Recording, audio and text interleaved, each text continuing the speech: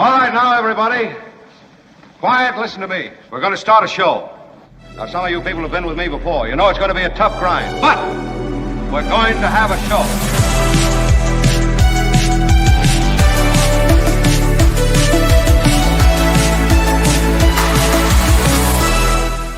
Thank you all. It is great to be back. I am delighted. I watched the show while I was away, and I thought it was really good. I have to say, it's what I wanted. You know how parents want to parent so that their children are able to go out in the world and be good adults and not need the parents anymore necessarily. And that's the way I felt Kim, Michael Schur, and JL Covan did. Yeah, I really thought it was quite impressive. Loved it. Great to have everybody along. Today is a day where we will review many, many things. Among them, our dear president and my Lord and Savior, Donald J. Trump, addressing the cadets at, was it West Point, Kim? Is that where he was? West Point, yeah. Cadets at West Point. And then he followed up with a poignant Memorial Day address during which he trashed the criminal crime family that was criming all the criminal time. You know, Joe Biden. And what a mess he left for my Lord and Savior. We'll review some of that also. David K. Johnston, the Pulitzer Prize winner, joins us today as he does on Tuesdays. And Jefferson Graham, the tech specialist, will be joining us as well. Yes, I did receive many of your notes, your letters, your emails, your missives. I've received a lot of positive letters. I'll show you one that is particularly cool. Look at this. I don't know if you can see this. Is a dog. Oh, cute. And let me tell you something about me. I'm extremely sentimental and I'm extremely emotional, as you know. I really feel like I'm on the verge of tears all the time. And I don't know why that is, and I should probably get into therapy or something, but I'm super, super sentimental. So this was sent to me, and it was sent, by one of our listener viewers. For those who are just listening on the podcast, it's a card with a picture of a dog on the front, and when you open it up, it's this sort of almost, is that like almost like an origami dog? Yeah, it's like a pop-up German Shepherd, or yeah, exactly. Pop-up. You kids have the pop-ups. I'm not as familiar with it. I guess that's the thing you guys are doing. It's very cool. And this is the sentimental part. On my deathbed, if you look around the room, I'm betting this will still be there because I could never throw this away. It's so adorable and sweet and great. And I don't know. I've got that. If Kim wrote me like a note of some kind, a sweet note, you would throw it out. This is a true hypothetical because she would never do that. But I would hold on to it. I have Post-it notes from my mother still, and so. But this is from Russ. Uncle Russ is what he is in the chat, and he says, Mark encloses a little donation to the show. I can't always contribute monetarily on a regular basis, but I hope this helps. I've been a loyal listener and supporter of the show on YouTube since day one. I think I was one of the first 100 followers on YouTube. My neighbor, Blue Spark, turned me onto the show many moons ago on KGO, and I've been a fan ever since. Nice. Yeah. You, Kim, Albert, Tony, Courtney, and the rest of the team are doing an awesome job, and I wish you continued success, my friends. I'm not just woke, he says. I am Mark Thompson show woke. What? He said you don't need to acknowledge this on the air or whatever, but I was really and I have to tell you, sent us a really nice donation to the show, which That's is really quite nice. special. And I got another card. I mean, can you see that? So Is that a lady on front in a rocking chair? yes, it's a lady. Thank you for describing it. Is it a rocking chair or I think it's just a chair. Outdoor garden kind of chair. No, you think it's a rocking chair? I think it's maybe a an allusion to you and your rocking chair. perhaps. What? Reading the Wall Street Journal in the rocking chair, Okay. Hey, let him finish, sir. little iced tea out on the porch. This is from Julie in Sebastopol. She is, Sonoma County represent. representing well. Dear Mark, Kim, Albert, I've been a KGO listener. We came this show from a radio station in the San Francisco Bay Area called KGO, big news talk station, and it went away as part of a corporate conglomerate thing. So that's where it's sort of our origin story. So when you hear people reference KGO, those of you who just jumped on, that's what that's about. But she talks about the fact that she misses Courtney's True Crime Corner. So I know. We are going to bring Courtney on to do kind of she even says 1 or 2 times a month or so. We are going to bring her to do a true crime update, but that's so sweet. And she also made a donation to the show, so that's great. A lot of people. What is it, Tony? Oh, pop-up books were created around 1240, just so you know. Oh, well, thank you. Oh, wow. Tony with the, Thanks, Tony. that's a really, man, they've been around a while.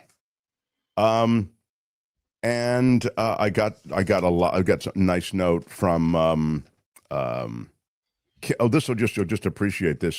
This is Susie. And Susie, the Ginger Hill girl. Kim gets it done, and Albert too, she says. Wow. Kim Thanks, gets a shout out. I appreciate that. Yeah. And they are in, I believe, the Pittsburgh area, Pittsburgh, Pennsylvania. Shout out to Pittsburgh. And she mentions a political race going on there. And I'm going to give this Sarah Terry. Can you see that? Yeah. Sarah Terry, if you're in that district where Sarah Terry is running, she apparently is someone whose values you might likely vibe with. There are 8 candidates elected out of 20 running. So she's throwing her oomph behind Sarah Terry. You can see endorsed by Planned Parenthood. Mm-hmm.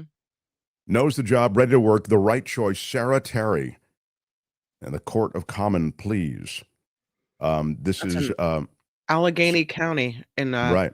Yeah. Yeah. She's represented hundreds of clients, has experience in all 4 divisions of the Court of Common Pleas, committed to trauma-informed justice. She addresses root causes to ensure fairness, real solutions for Allegheny County families. Sarah Terry, and she has the love of one of our listeners to the show, and we wish you good luck. I got so many nice notes. A lot of people really stepping up. We just finished our Spring Ka-Ching fundraise, and as a result, I think a lot of people were comfortable sending checks who weren't comfortable with Patreon, PayPal, or even the Super Chats, which is sort of an ongoing way to support shows that you are enjoying watching, I should say. And if you want to reach us or you want to send a check, you can reach me at themarkthompsonshow@gmail.com. themarkthompsonshow@gmail.com, and then I'll send you back the address, and that address you can then use to send a check, if that's your preferred method of support. So everybody who did that, thank you. Those are just a handful. Really, I'll share more as the week goes on, but it really is encouraging. And there's our webpage, themarkthompsonshow.com, and there are links to PayPal and Patreon if you just want to click through there. That's a great way to support the show.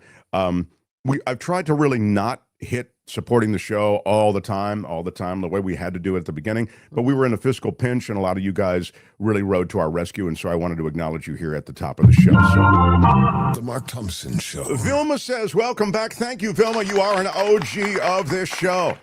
Loving it. Hit the like button. Yeah, hit it. Smash it. Come on, man. Smash that like button like a boss. Smashed it with your iron rod. Do it with your iron rod, baby. Why not?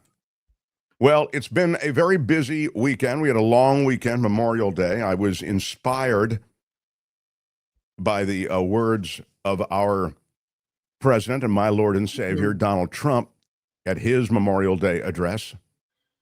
I thought it fitting and very Trumpian that at the end of his address, and some of that address we will share with you, he noted to the graduates, this is the West Point address, not the Memorial Day address.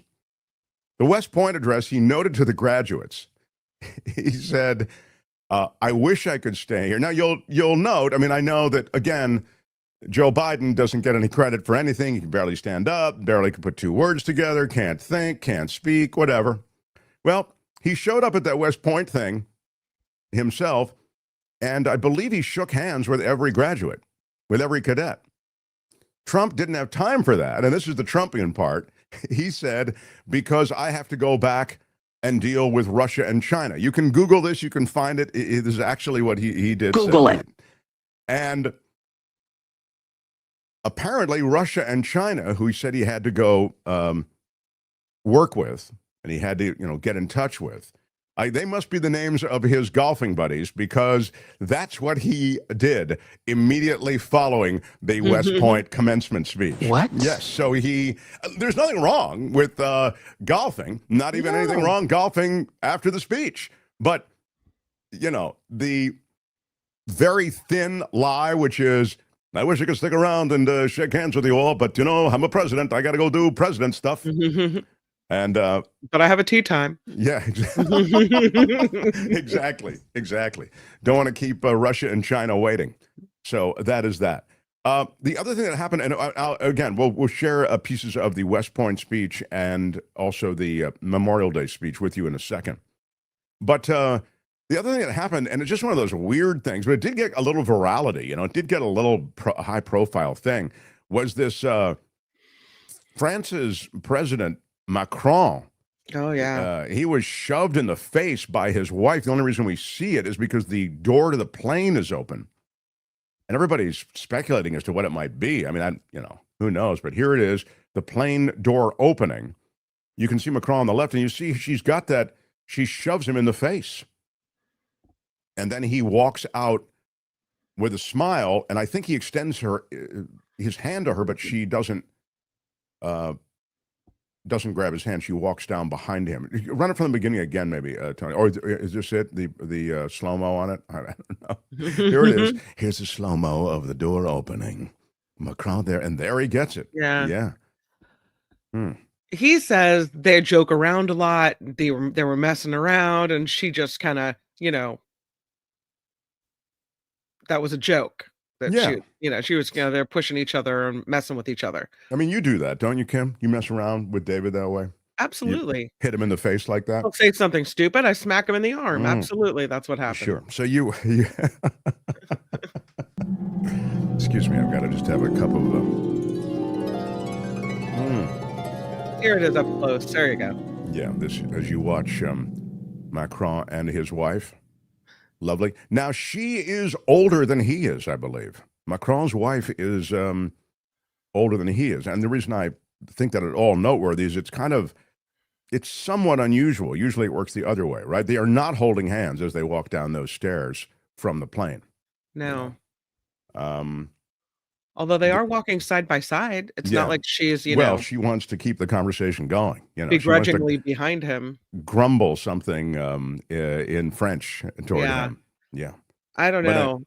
Hitting someone in the face, that's a little... Yeah, I don't... it's kind of a face smack. I think there might have been something going on there, but hey, relationships are relationships. Sometimes they can get a little intense.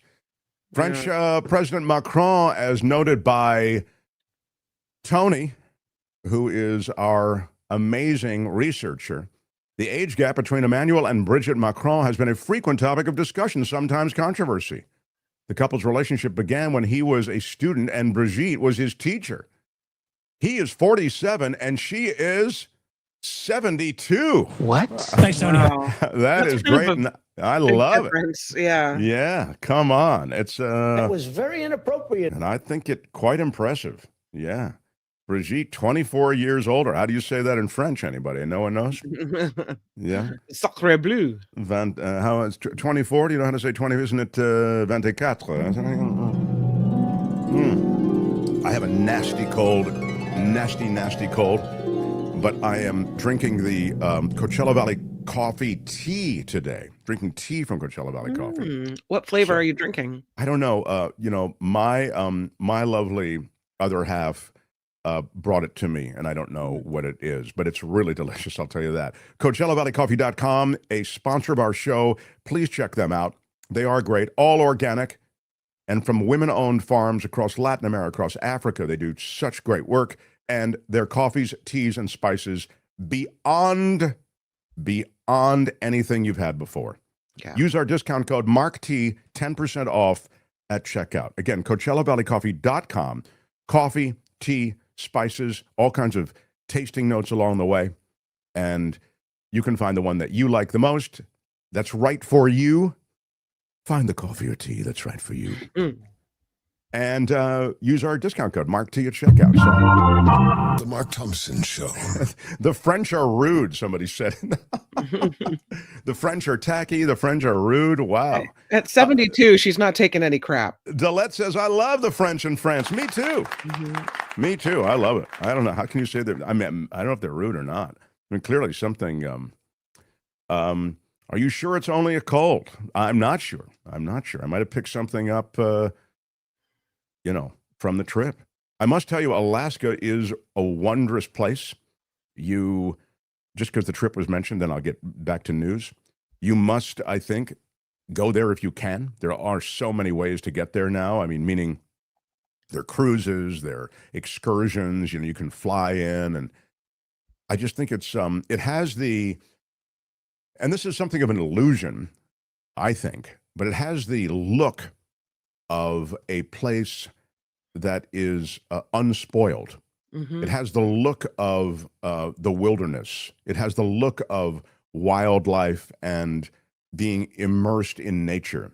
And the reason I say it's an illusion, of course, is because Alaska is being plundered and has been plundered for its resources, for its minerals, for its oil. In the beginning, the Russians had it. They had literally, they killed all the sea otters in Alaska. Imagine that. There were tons of sea otters in Alaska. The Russians, it was a Russian territory, right? It's part of Russia. The Russians came in, furriers did, or whatever you call those guys, hunters. They killed literally all of the sea otters. There were none left. And the reason America has Alaska, as you know, is because the Russians felt that they'd already plundered it. They squeezed everything of value out of it because back then there wasn't, oil and mineral kinds of sourcing that we have or that was to follow. So the Americans came in and said, hey, we'll buy it from you for, a song. We got it for $7 million, Alaska. And then, of course, we find what? Oil.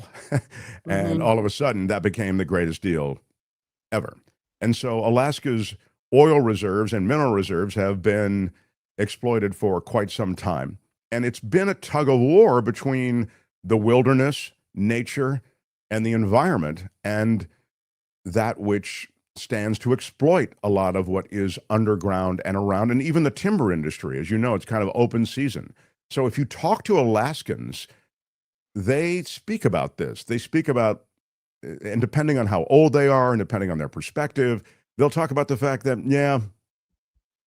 I don't know, the big companies came in here and they've kind of ruined it and they want to ruin it more. Or they'll talk about the fact that, and there you see that the timber industry is really going after it. It sort of is deceptive because when you go to Alaska, it just looks as though there are limitless resources. There's no end. But we all know how that works, right? And these very fragile ecosystems, of which there are many in Alaska. That's the beauty of it. The nature there is insanely terrific and just resplendent. It's like everywhere, just hits you in the face. The ecosystems, because their fragility, you end up screwing up a lot of things by just going in and cutting and drilling, etc. I mean, again, I gave you the sea otter example. That's that's what really happened. And you know what happened with the Valdez oil spill, right?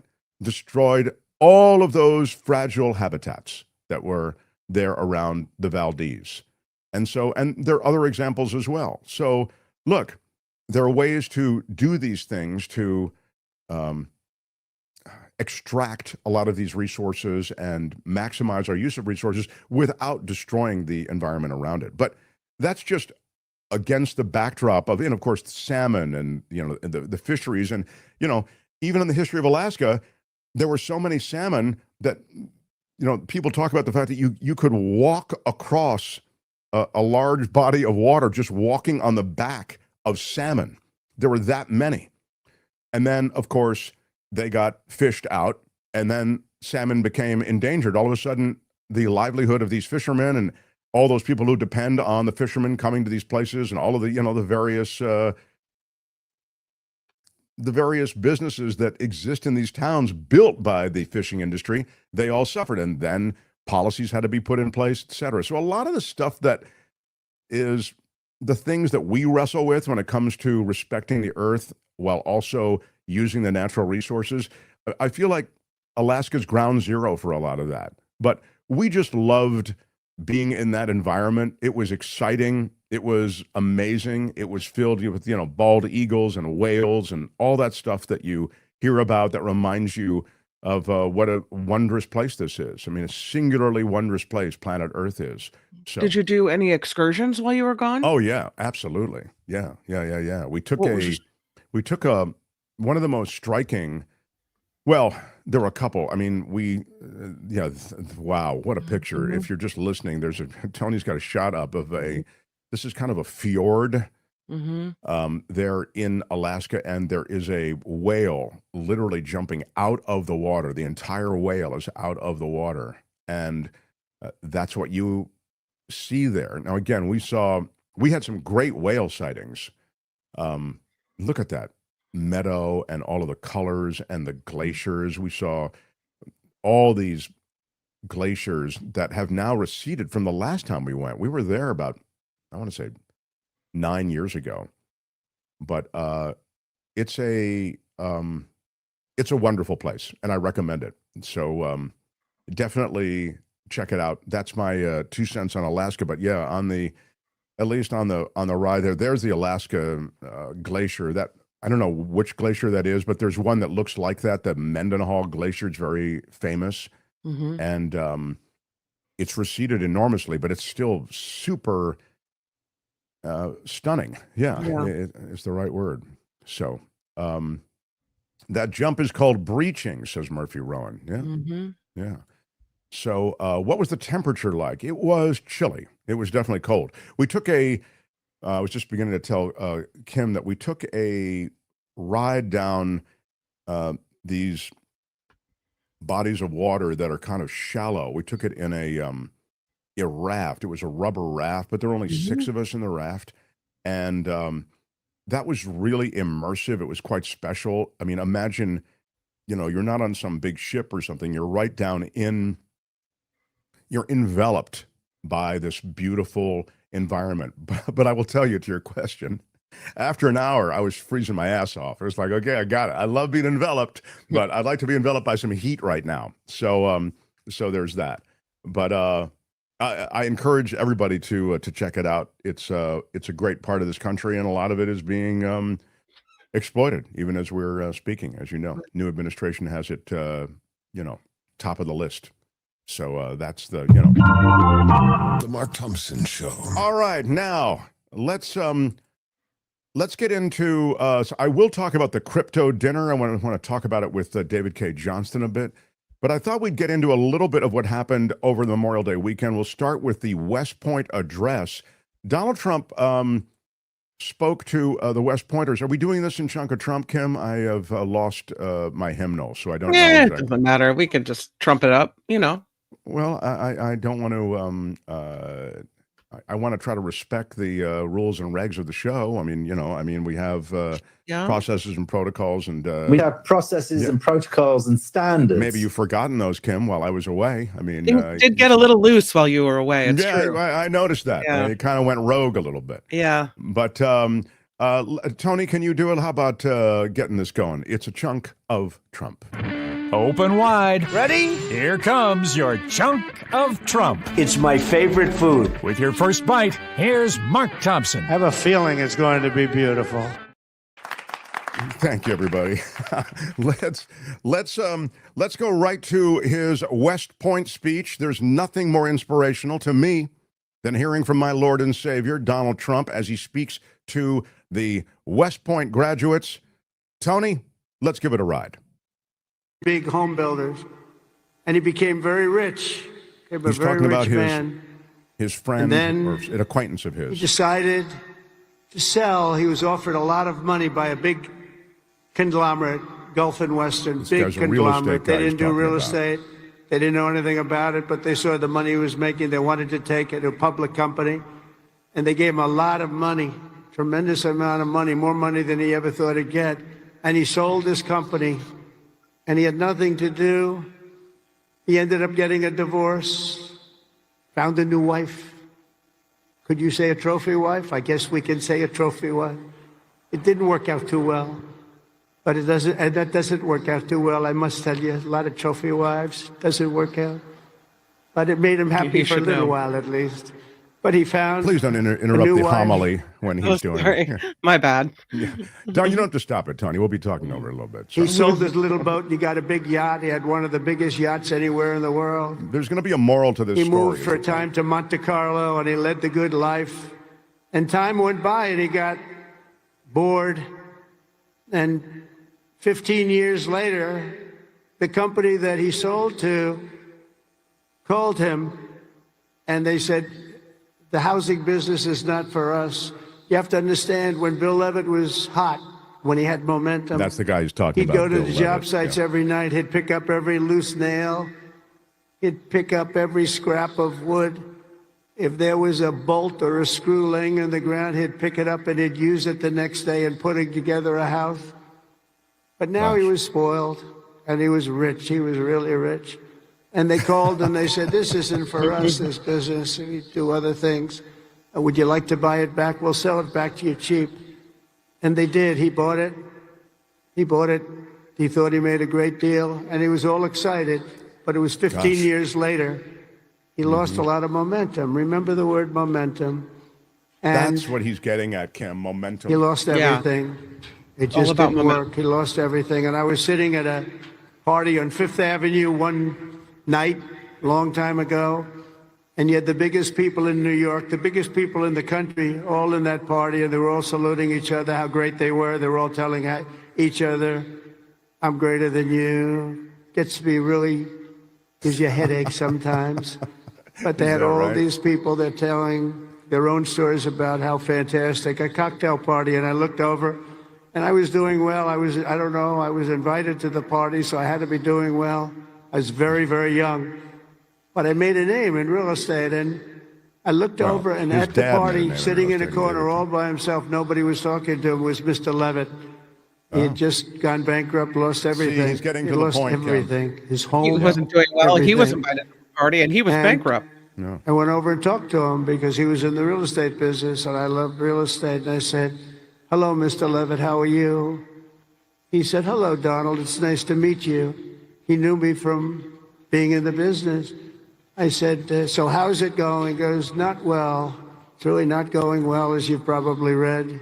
It's been very, very tough period for me, son. I said, so what happened? Yeah, he really does. Anything you can do? He goes, no, there's not a thing I can do. He said, I'll never forget. He said, I've lost my momentum. I just didn't have it. I used to have it, but I lost my momentum. So it's a story I tell, and you have to know when you have the momentum, but sometimes you have to also know when you've lost the momentum. And now his daughter is the press secretary. Sometimes leaving what you're doing sometimes is okay, but you got to have momentum. But you have to know if that momentum's gone. You have to know when to say it's time to get out. And it's a very sad story. I remember that story so well, like it was yesterday. That's a sweet Fifth, story, you have to have Kim. the courage to take a... Yeah, that's a sweet story. And by the way, all of you are going to be getting these Make America Great Again hats, like the one I'm wearing right now. I mean, these guys at West Point, I say guys generically, men and women. By the way, it had to kind of make Trump irritated. You know how they feel about women and minorities. I believe the person who spoke for the children, they call for the graduates, the valedictorian. Mm-hmm. The valedictory speech was given by a woman. That's right, top of the class. Yeah, it was a woman. So again, DEI, Mark, DEI. Yeah. Oh, hi, Mark. Kim Albert from Chaplain Fred with a $5 super chat. Thank you, Chaplain Fred. So I think the snoozes were for Donald Trump's speech. Yeah, he's definitely the Z's. So Trump was meandering, doing his thing. As I say, at the end of the speech, he noted that he had to leave, wish that he could meet everybody, but he had to get back to Russia and to China. And then, of course, he left and he went to play golf. And that is the truth. And if you Google it, you'll find it is indeed the case. Just one of two speeches that Donald Trump gave. The second speech was a Memorial Day speech.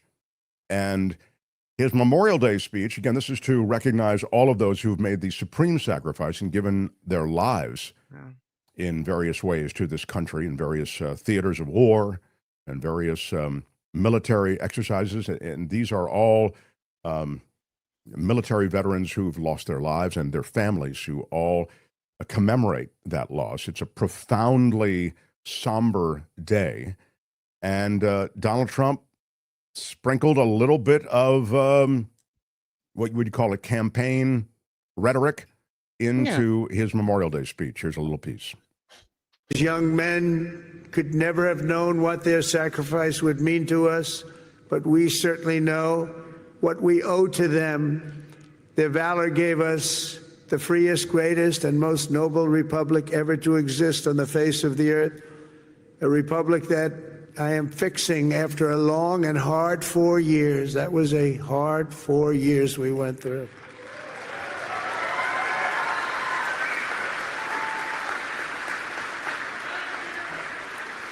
Who would let that happen?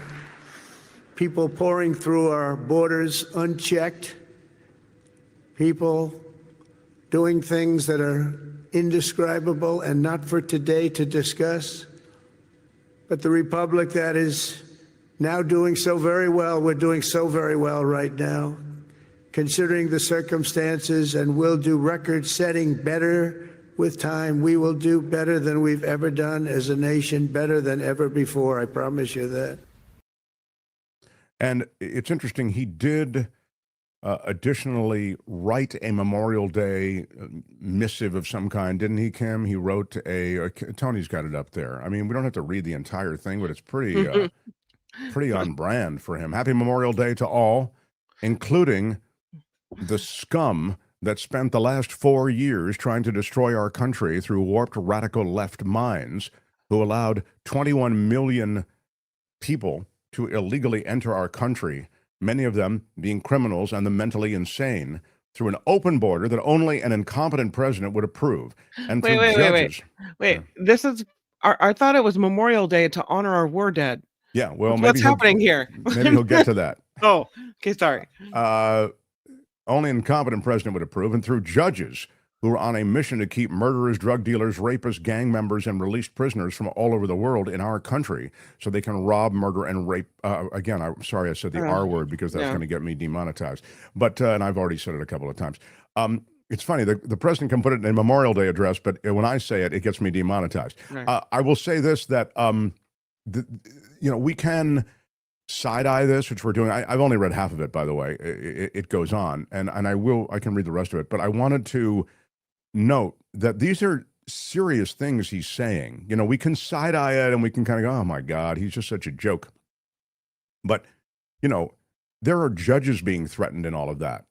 And Did I freeze up on you? I see my internet is it okay? Yeah. Yeah. You look okay. So I worry about this stuff. I mean, obviously these figures that he mentions, 21 million and all this sort of thing, he's just pulling that out. That's just completely, but when he goes after judges like that, it's a serious thing. There's a call here to, a kind of implicit call to, what could be eventually kind of stochastic violence. Excuse me. So I worry about this stuff. And I worry, in other words, this caustic rhetoric does have an effect over time. And so, again, the solemnity of Memorial Day, he doesn't get. The seriousness of it, he doesn't get.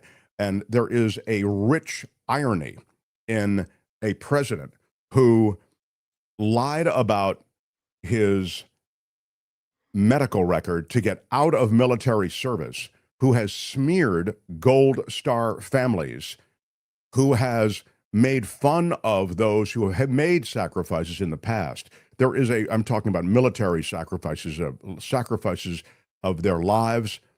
They've come back disfigured. They've come back in all sorts of ways that will have ripple effects through their lives until they have nothing but their reflections left. All of these things from a president who has made no sacrifices, as I say. This kind of rhetoric is just utterly inexplicable. It's truly inexplicable. It's almost parody, So at the same time that Donald Trump was doing his West Point stuff and his Memorial Day stuff, there were other commencement speeches going on. And Scott Pelley, the anchor from CBS, 60 Minutes anchor as well, he made comments, and they were directed right at Donald Trump. Here you go. In this moment, this morning, our sacred rule of law is under attack. Journalism is under attack. Universities are under attack. Freedom of speech is under attack. And insidious fear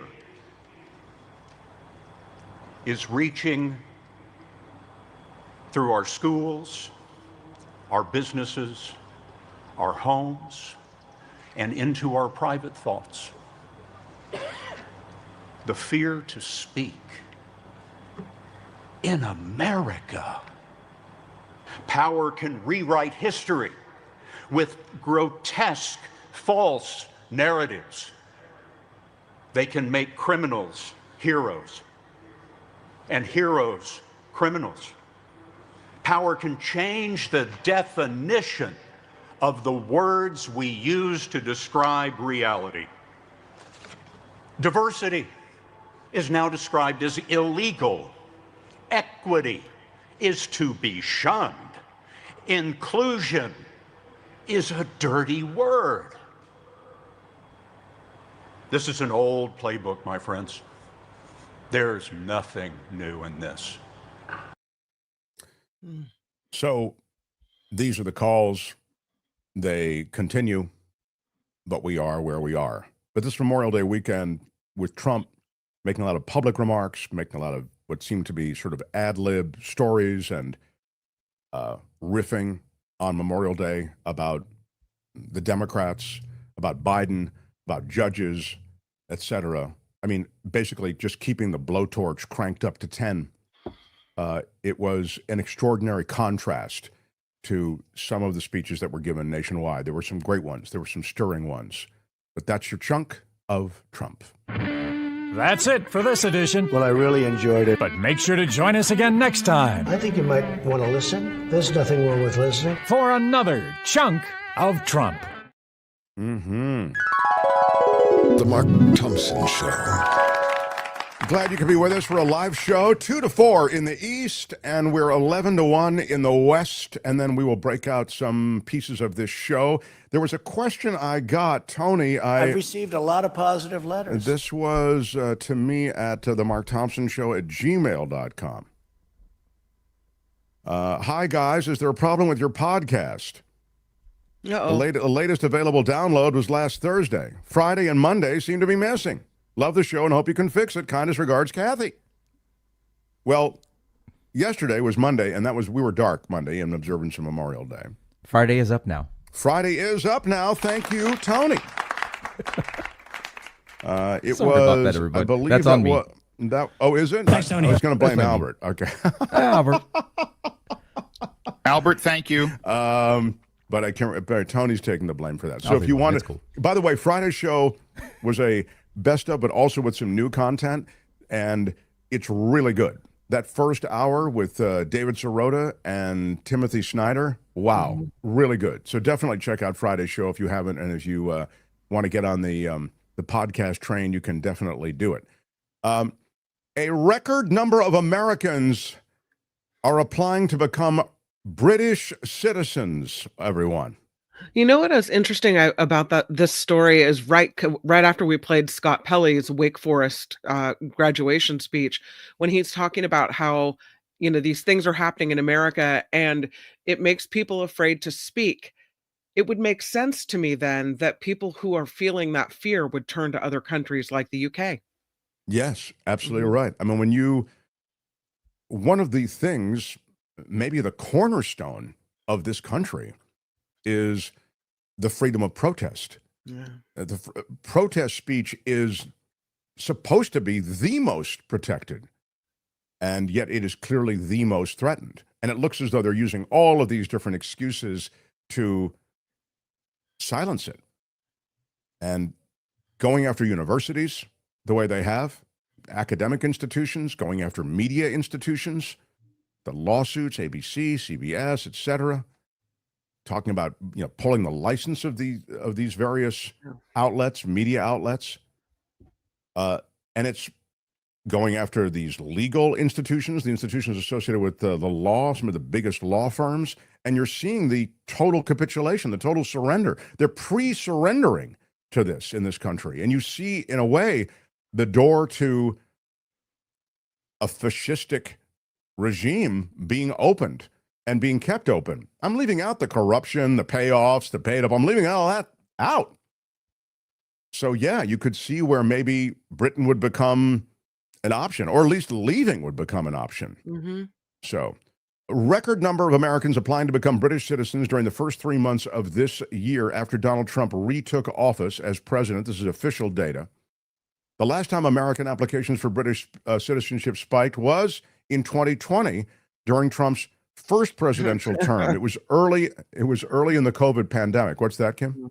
Just funny that it would be, again, him, Yeah. The British government, though, is toughening the requirements that they have for legal migrants and extending the wait for newcomers to claim citizenship. So if you're looking to become a British citizen, it might be quite a wait. It may not happen. How many U.S. citizens applied for British citizenship over the past 12 months? Through March, the highest annual figure since records began in 2004, the answer is 6,618 U.S. citizens applying. That's 1,931 applications between January and March. That's the highest number for any quarter on record. There's also a record number of Americans seeking to live and work indefinitely in Britain, and that is a necessary precursor to citizenship. You have to have work there. And again, there are other ways to, if you have a spouse or you have other family links to Britain, you can get citizenship there in a kind of fast-track way. But interesting that American citizenship now being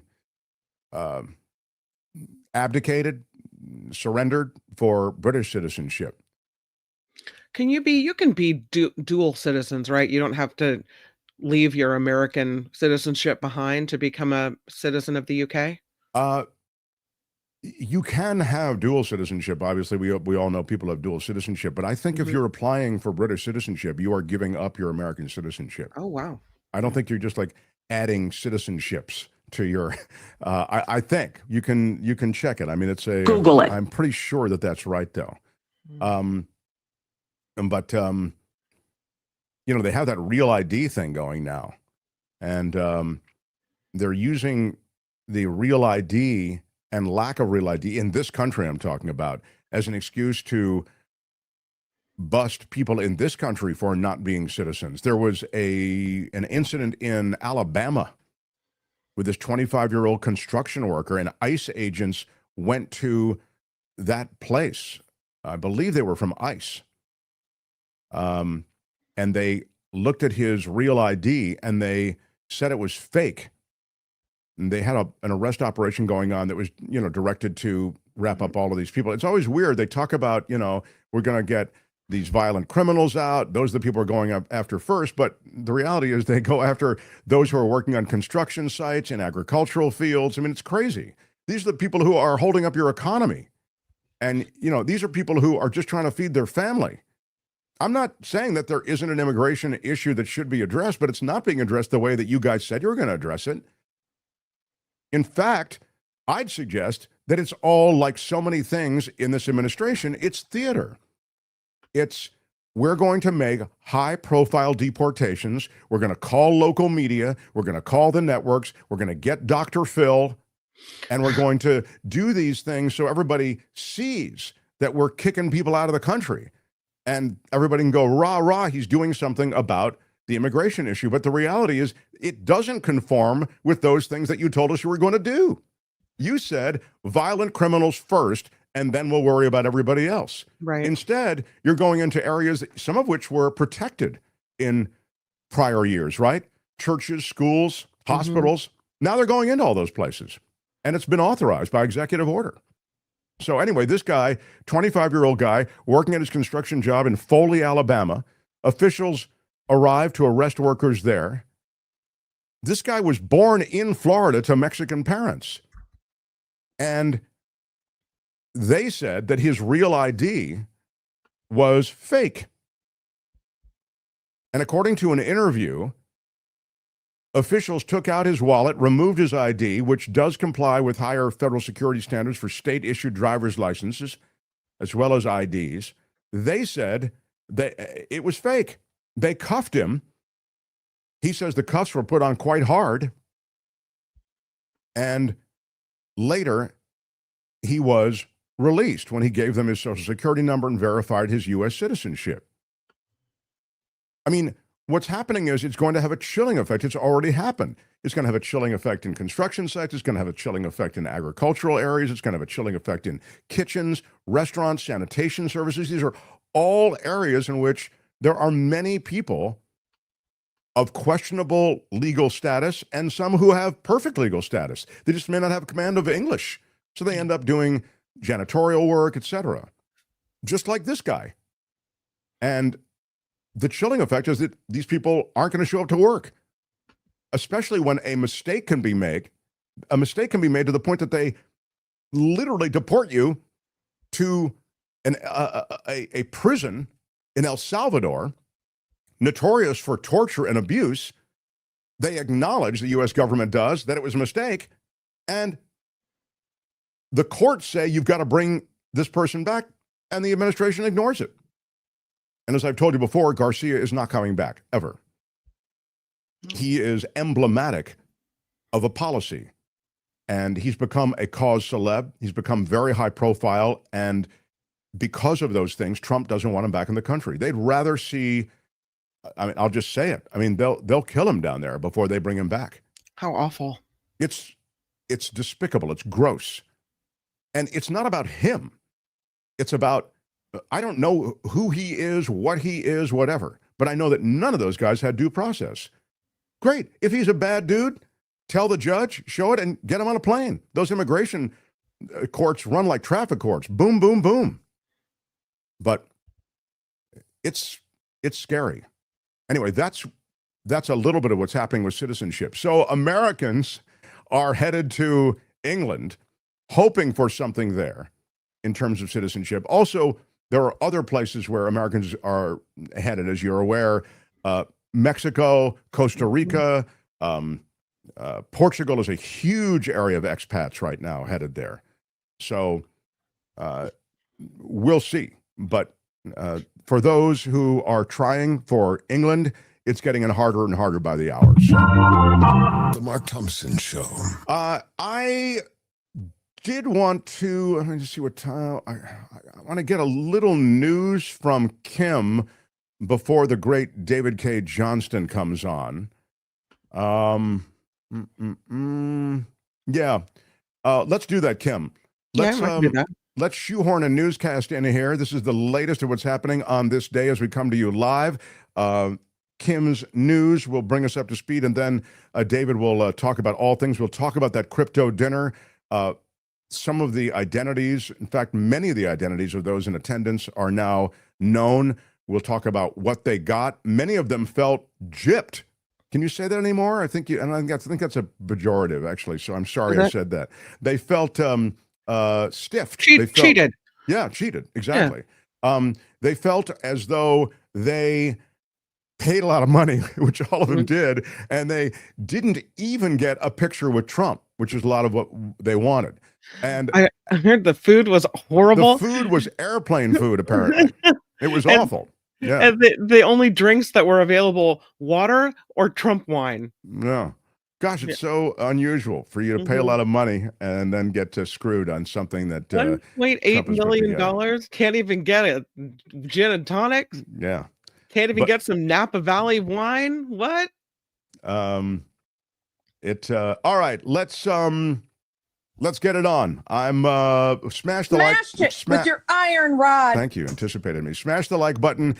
Kim's news, and we will continue with the great David K. Johnston, Mark Thompson Show. The Mark Thompson Show.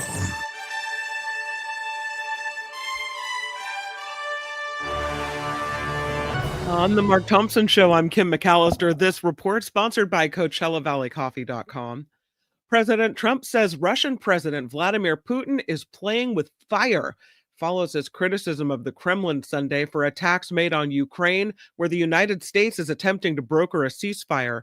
Russian drones and missiles bombarded more than 24 cities across Ukraine over the weekend.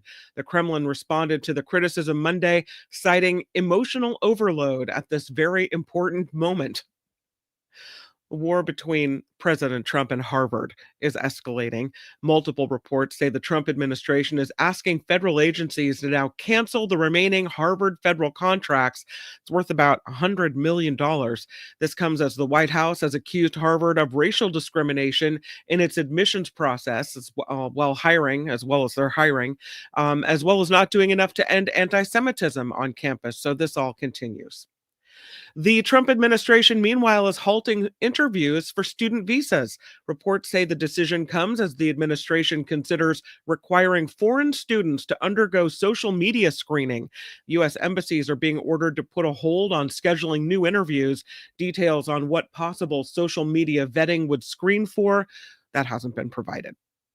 The COVID vaccine is no longer being recommended by the CDC for pregnant women and healthy children.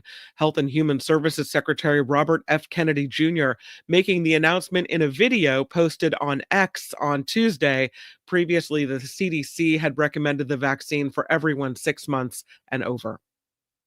King Charles is defending Canada's sovereignty.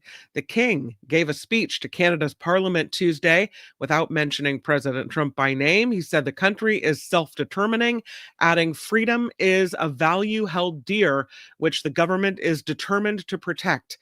The King's visit to Canada, a member of the British Commonwealth, comes as President Trump has continuously called for the country to become the 51st state of the United States. Speaking of England, authorities in Liverpool say terrorism is not suspected after several dozen people were injured when a van crashed into a crowd of people on Monday. A crowd was gathered to celebrate Liverpool's Premier League soccer championship.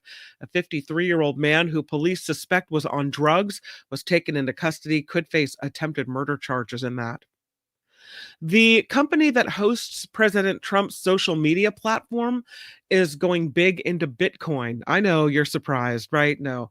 Sarasota-based Trump Media and Technology Group said in a news release that it will now offer $1.5 billion in stock and borrow another billion to create a Bitcoin treasury.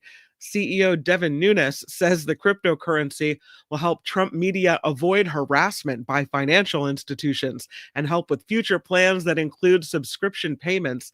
Trump Media and Technology operates the Truth Social platform and the Truth Plus streaming service. And now the world of Bitcoin, the world of crypto is a world that facilitates dark money, facilitates corrupt money. It's a terrific way in which this administration, those connected to the administration, those who just want to, even have nothing to do with the administration, those who are involved in all kinds of illegal activities, human trafficking, narcotics, etc., they can all get every kind of payout as a result of their ability to transfer money, and it's untrackable. So the other thing, of course, is that it undermines the power of the dollar. And the idea somehow that you as a nation, the United States of America, would have a crypto reserve, it's absolutely insane. The only reason to do it is associated with corruption. It's to prop up those friends of Trump and Trump himself who are involved in the crypto game. It's truly, it's truly wild to see the USA, undermining their own currency. The currency of the United States, of course, the dollar is used across the world. It's the power currency for, petrodollar is the big thing, right? If you want to buy fuel all over, energy all over the world, you're using, it's done in dollars. So why do you want to weaken this currency in any way? It's really, the only explanation could be corruption. And that's what I think the answer is in this case. Devin Nunes is involved. Look at who the characters in Devin Nunes and Donald Trump. Boom. There you go. The president of France, as you mentioned earlier, Mark, is downplaying a video that appears to show his wife shoving him in the face. The video is showing Macron in his plane's doorway as he arrived in Vietnam late Sunday, when a hand and arm with a red sleeve appeared to shove him in the face, and Macron, quickly recovering, waving to the crowd before his wife, dressed in red, appeared alongside of him. Monday, he told reporters, "We are bickering and joking with my wife, and a video becomes a sort of geoplanetary catastrophe." He also told a French television station, "It's all a bit of nonsense." Apple shares fell another 3% after President Trump announced a possible 25% tariff on Apple products. The president wants Apple to produce iPhones in the United States. Apple trying to figure out how to handle the tariffs if they are implemented. The company's stock has fallen 22% year to date. He's going after, the most successful company in the world. Yeah. And again, they're an American company, and just like Donald Trump, they get their stuff made in China. Mm-hmm. That was it. Foxconn is the name of their factory. Remember, it's brutal. The conditions at Foxconn are brutal. They've now tried to redirect a lot of that to India, but he wants to bring that production to America. It will never happen, and you're just going to end up having to pay a lot more for the iPhone. Yeah, they say it's not feasible to do that, and so then how much are we paying for an iPhone? 25% more. So you'll pay what is that, $300, $400 more? President Trump accusing California's Governor Gavin Newsom of illegally allowing men to play in women's sports. The president is now threatening the withhold of federal funding from California. This comes after Trump said a transitioned male athlete won everything at a major athletic event in California. The primary sponsor of President Obama's historic healthcare reform law has died. Former New York Congressman Charles Rangel, first elected to the U.S. House in 1971 and served for the next 46 years. Rangel was 94 years old. Another passing, Rick Derringer, whose hits include Hang On Sloopy, has died. Multiple reports say he passed away Monday at the age of 77. He's best known for Rock and Roll Hoochie Coo, which reached number 23 on the Billboard Hot 100 in 1974. Wow. And another passing as well, especially for folks in the Sacramento area. Longtime Sacramento news anchor Stan Atkinson has passed away. His family says he died Sunday at the age of 92. He served in the Korean War before starting his broadcast career. He was on the air for a long time. Yeah, Stan Atkinson passed away. The Scripps National Spelling Bee marking a big anniversary this year. 9 spellers competed in the first National Spelling Bee that happened in 1925. More than 240 students will compete for the title of Best Speller in the United States this year when the contest kicks off today in National Harbor, Maryland. Preliminary and quarterfinal rounds will be live streamed on the Bounce XL platform today and tomorrow. The rest of the competition will be broadcast on the Ion Network on Wednesday and Thursday nights. We used to do, you'll recall, many of you who have contacted us say they used to listen to the KGO show. We were on KGO Radio, at a radio station in the Bay Area. And we used to do an annual spelling bee that was at the same time it paralleled the Scripps bee. We had listeners call in, and we would give them words, and it was quite hotly contested, as I recall. Yeah. I kind of missed that, but we just, obviously can't do it here. So we have the Scripps bee, but I love the Scripps bee, and I encourage you to see the documentary. What's it called, Tony? The documentary's called... there are 2 films about the spelling bee. One is a documentary. There was a movie called Aquila and the Bee. Right, that's the drama. That's one of them, Aquila and the Bee. And the other is... Google it. Yeah, Tony, can you Google it? There's a documentary. It's really good. And it goes into the intense training that these families go through. Spellbound. Thank you, Tony. Bravo. Right. Thanks, Tony. The Spellbound, it's still a good watch. It must have come out 15 years ago or something like that. But man, everything about it, I'm sure, is still right. And they follow these families and these entrants, and it's terrific. So I recommend it. The movie's Spellbound. Lastly, there's a family in Kentucky. They're doing a little bit of cleanup today after a bear fell right through the kitchen ceiling. Look at that. Tony found pictures.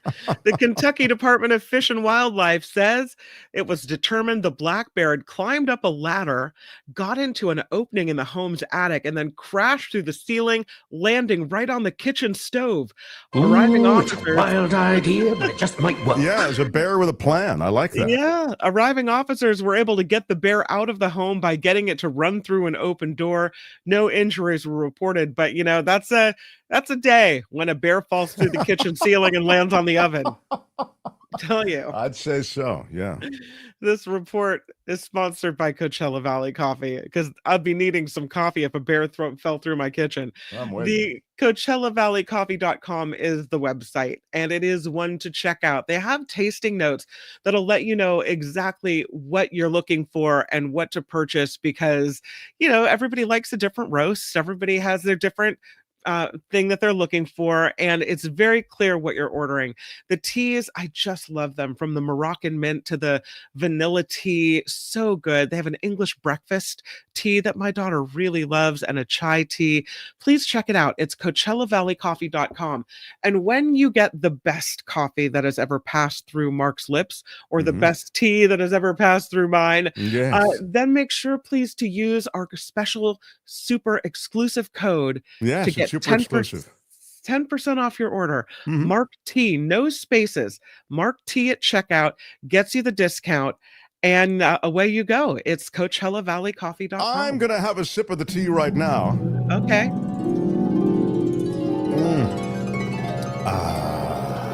I'm nursing a cold, so I'm going with the tea instead of the coffee today. Very, very delicious, though. Love it. Thank you, Kim.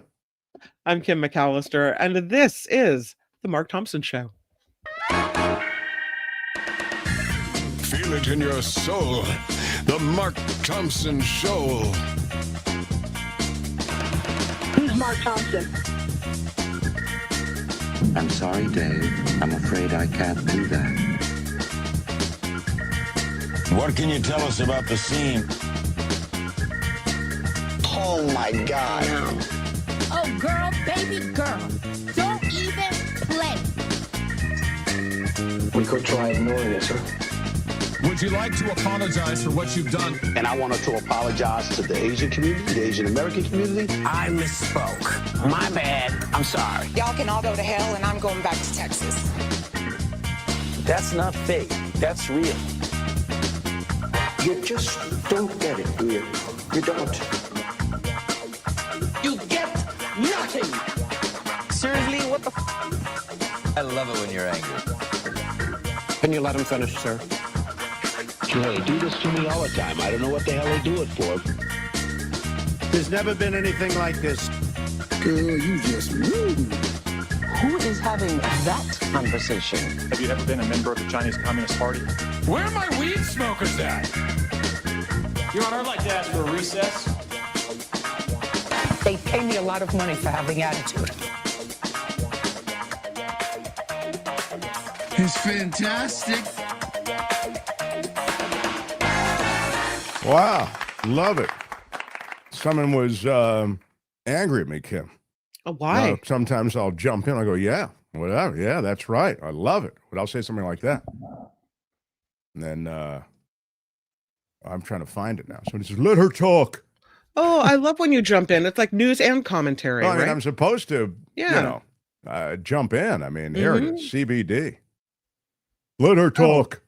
It's okay. Yeah. My God, CBD. Chill out a little bit. Yeah. I want to get to, and remind me that I want to get to, we'll get to David K. Johnston in about 19 seconds. But I wanted to be reminded from you, Kim, if you would. I want to get to that story in Texas with the Ten Commandments debate. They're going to be putting this is a good one. Yeah. So I mean, David may want to weigh in on it, but we have we got a lot of stuff to talk about. We've got the debate on the floor of the Texas House. Yeah, it's a really good debate. I thought that was really interesting, and in the end, Texas decided, they're going to display the 10 Commandments in every public school classroom across the state of Texas. I don't know how this is legal. I would expect that there will be challenges in the court, but if we have the video, let's take a look. And I think David K. Johnston will appreciate this as well. This is the debate between the folks that sponsored the bill and people that are thinking maybe it's not the best idea. All right. Asking teachers to be theologians. We're asking teachers to display the 10 Commandments. You know how important the 10 Commandments are to me, and you know how important my faith is to me, and we have an honest disagreement about the role of the government in this kind of policy. So I just want to have a conversation about that. The First Amendment forbids the government from establishing a state religion. Is that something we can both acknowledge and agree to? I will agree with the fact that we don't want government telling religion what to do. Do you believe religious instruction for children is the job of parents and pastors or government employees? Again, we're just talking about a display of the 10 Commandments here. So I think the only reason politicians in this body would be micromanaging what posters are put up in a classroom is if we want children to read the posters. Would you be comfortable with adding language requiring parental consent from all the parents of students in the classroom before putting up a religious document on the walls of the classroom? No, I would not. So you're against parents having a say in their students' religious instruction? I'm against that proposed amendment, yes. I think that we need to return to the foundational truths. How do you think it makes a Hindu student feel to have a poster in every classroom that says, "Thou shalt not worship any god before me"? Again, if they have come to the United States and they are living here, they're born here, they're citizens, then they would probably enjoy celebrating what made our forefathers so different from every other nation in the world. We're not asking teachers to be theologians. Okay, that's that. I was going to run it after David, but this is fine. And David, I'm sure, has some thoughts on it.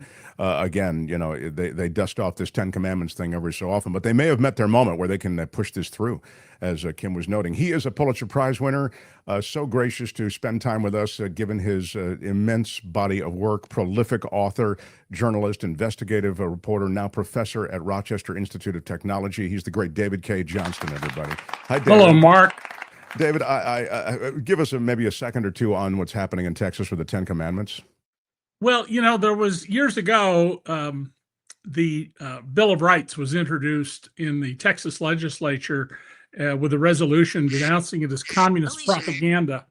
And the Texas legislature... It was denounced as propaganda, is that what you said? Yeah, as communist propaganda. Okay. And the Texas legislature passed the resolution.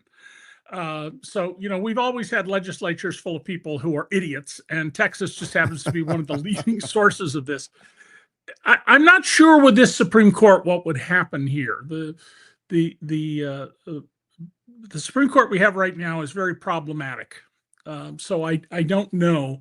This is absolutely improper, and the lawmaker who was challenging this raised the right question. What if you're Hindu or atheist or anything else? And there is without a doubt a serious effort here to impose a version of Christianity on the American people despite the Constitution. And we have appointees who have no idea what's in the Constitution, much less what's in the Bible. And by the way, if we're going to start posting Bible passages, well, let's go back to the opening episode of The West Wing, selling daughters, executing people for using two different fabrics in cloth, stoning people to death for working on Sunday. Ancient document written by ancient guys. Right. Yes, and not one word in the New Testament written by anybody who actually knew Jesus, who I'm sure that most American Christians would be shocked if he did come back, because he's not blonde, he's not white, and he doesn't have blue eyes. But what all this is a diversion from dealing with the real issues in this country, which are that we are failing to educate our young people. We have a cohort of children now who are used to quick, immediate gratification of the kind you get from TikTok. I just gave a talk this morning at the local Jewish community center, and people stayed for 2 hours after the talk to keep talking. And one of the things that was discussed a lot, because some of the 50 or 60 people who came were teachers or professors, was this serious decline in fundamental educational standards and knowledge. And we're falling behind the rest of the world. I mentioned on the show before that when I taught at Syracuse Law, my students who came from China were just so far beyond my American students. And the ones who had gone to school in France, Norway, the Netherlands, South Korea, and Japan, similarly, they're just in a whole nother class. And we're worried about putting up, this nonsense about the 10 Commandments. Yeah, right. Which are offensive to some people. The distractions do seize the news cycle, and as you say, I mean, they're legitimately offensive in many ways. But you're right; they seize attention such that they're a distraction from the horror show that is going on. We're not funding public education at an adequate level to do the job we have. Years ago, I wrote in, I think my first book 33 years ago, about how Baltimore County and Maryland gave $400 million to Art Modell to bring the Cleveland football team to Baltimore and rename it the Ravens. And they did so at a time when there were children in the Baltimore schools with science textbooks that said, quote, "Someday man will walk on the moon," which had happened in 1969. Wow. You sort of can't make up this complete loss of fundamentals and basics. And people like the woman lawmaker whose name I didn't catch, who live in this world of, this is the way I think it should be, and therefore that's how it's going to have to be, which is just childish. That's what children do. What they wish to be true should be true. Yeah, I think her name is Candy Noble in Texas. It's neither sweet nor noble. Neither sweet nor noble. And as you say, we're seeing this now, and we've seen it in so many of these fundamentalist countries where a bulk of the population learns the Quran, let's say, and they know the Quran and they read the Quran every day. But the rest of science, the rest of history, it all is denied by the complete focus on the religious study. And you hate to see us in any way, edging toward that, which, as you say, even if it just takes funding away from those things like science and history, it's a bad thing. I want to ask you about, go ahead, please. Well, just, imagine what would happen if instead we took a secular approach to this and said, we're going to post just a set of moral values on the wall that aren't religious. be nice to other children, respect your elders, wash your hands so that you don't spread disease to other people and don't cough on them. Why do I think that wouldn't gain popular support among the right-wing Republicans in this country? Yeah, it's well, and very last thing I would say is, if you look at the Ten Commandments, first of all, who's going to explain adultery to the second grader? Yeah, right. The first 3 commandments, I think, are all, I'm the God. The second one is, don't have any other God. Remember, I'm the God. And the third one is, respect the Sabbath day and keep it holy. It's all these things that are, as you say, not applicable in the ways that you've just described, like a code of conduct or anything that would improve their lives. It's so... Yeah, I mean, all ancient religions essentially taught the same thing, which was, be kind to other people. Rabbi Hillel said 2,000 years ago, something along the lines of, your duty is to treat other people the way you would treat yourself. Everything else is just commentary, I think you said. The commentary. Yeah. Now go study. Yeah, right. It's the kind of the there golden rule. Any argument about teaching fundamental moral values, which would include, pay attention to your schoolwork and be serious. But that's not what we're having pushed, and it's being pushed by people who all you have to do is listen to Candy Noble's answers, and you realize, this is not a deeply thoughtful or educated person. Well, David, I have a Lord and Savior, and it's Donald J. Trump, and he had a big cryptocurrency dinner. We're kind of now learning the identity of some of these folks who were part of his dinner. And by the way, many of them were not happy, David. I mean, one guy who was happy is Donald Trump, who scooted in and scooted out. It was apparently... there was a 25-year-old social media influencer, a car enthusiast, I think a twice indicted crypto bro. These were the top-tier VIP attendees, the top 25 holders of this Trump meme coin. They spent $4.8 million, did one of them, to sit on the front one spent, 3 tables. I think, $37 million. I think one of them spent $36 or $37 million. This is just monetizing the presidency. No one has ever done this before Donald Trump. You do it when you leave office. Ronald Reagan left the White House and immediately went and gave a speech in Japan for $2 million. And people were shocked and upset at him for doing this. But, he went and did it. Bill Clinton left the White House basically broke, immediately sold a book that brought him like $30 million. Because it sold enough copies. That's where it came from, the royalties from this. But you don't do it while you're in office. And that's what Trump is doing. He is selling access to the White House, and he does it the way Donald does it. Oh, yeah, you paid $36 million. Well, I'll come in the room and wave to you and not even shoot a picture with you and go. By the way, I get emails every day from Donald telling me, I want your opinion, and I want to fly you to Mar-a-Lago to talk to me. And it's all nonsense. But there are millions of idiots in America who believe that, Donald really wants to talk to them. He flew in on a helicopter. Apparently, it was visible deliberately, I'm sure. A U.S. government taxpayer financed helicopter. Well, it's funny you say that, because he may have violated the law.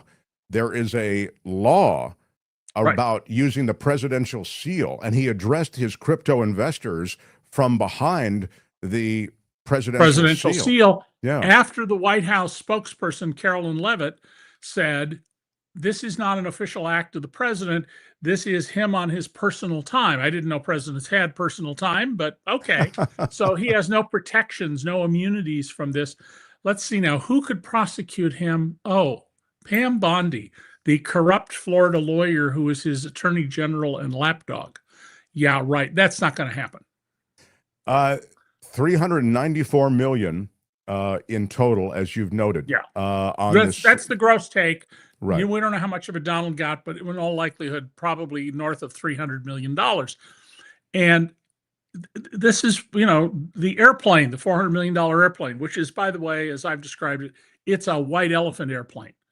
Fixing it up is going to cost $1 billion to make it suitable for Air Force One. And you have to have two of them at all times, because if something goes wrong with one, you need the other. Well, he only got one plane. And I don't know how many people in the audience know this, but I think it's very significant. Donald said, and there's a video of him, well, you know, they came to me and they said, we want to give this to you because we think you're such a great president. And in fact, Donald was out there soliciting airplanes in the Middle East. He had his negotiator soliciting these gifts, which they're fundamentally extortion. Well, Pete Hegseth has said, David, that he's okay. Pentagon's going to take on the plane. And so we, the American taxpayer, we're buying that plane for Donald Trump, in a sense, aren't we? We're doing those things that you described. We're going to we're going to spend $1 billion to fix it up, and it's going to take a couple of years. But he really wants that for after he leaves. So the game, assuming he leaves, which is not at all certain in 2029, but I think the game will be to actually go slow on that plane so that they can turn it over to him when he leaves office with all that luxury nonsense. And by the way, it turns out that the Qataris have been trying to get rid of this plane for some time. Yeah. So just the wrap on the crypto dinner and on crypto generally. You've written about economics, and you've written extensively on tax and economics and the U.S. economy. And I think of the dollar and how it's undermined by a lot of this crypto, and by the U.S. government buying so much of the crypto in a crypto reserve kind of way. I mean, I see these things as undermining the interests of the U.S. while obviously buoying the interests of the president.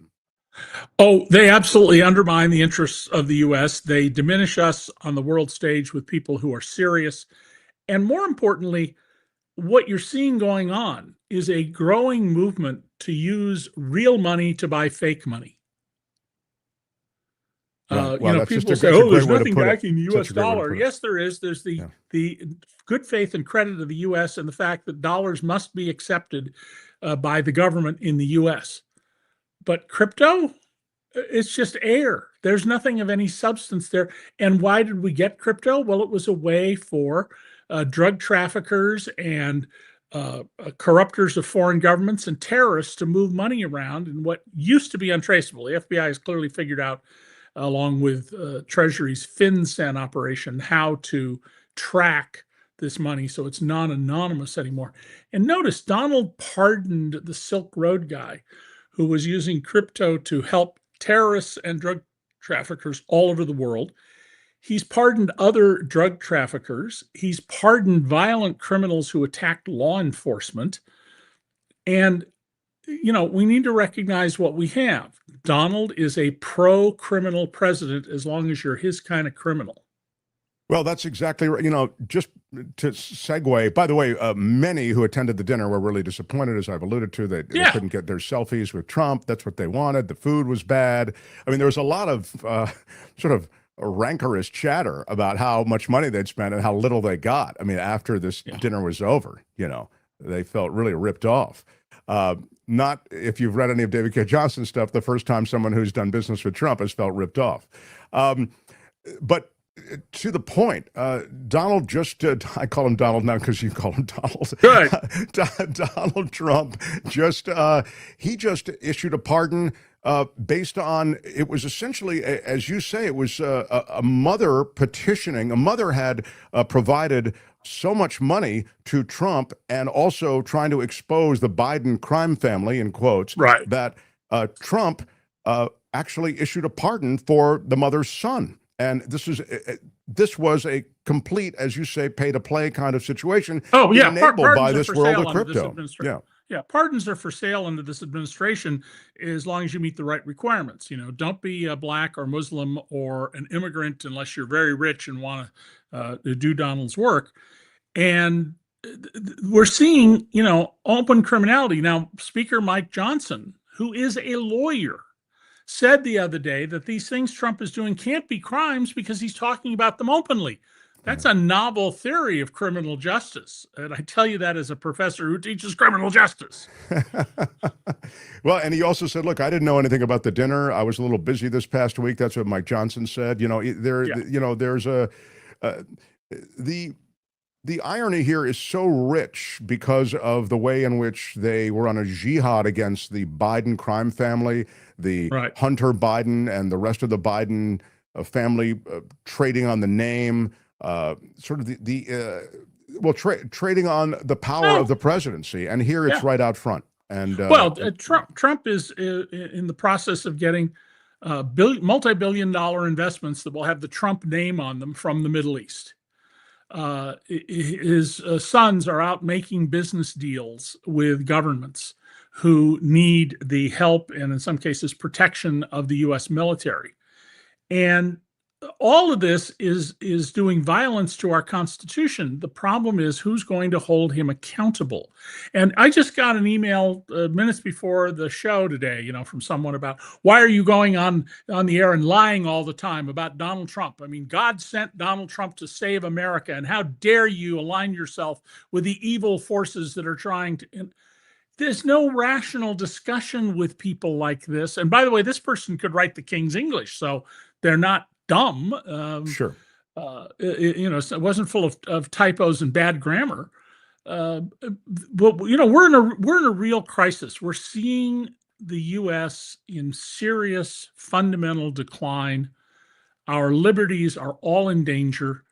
There was a video I watched earlier today in my Facebook feed. A woman from Australia arrives here to be with her husband, who's Canadian, on vacation.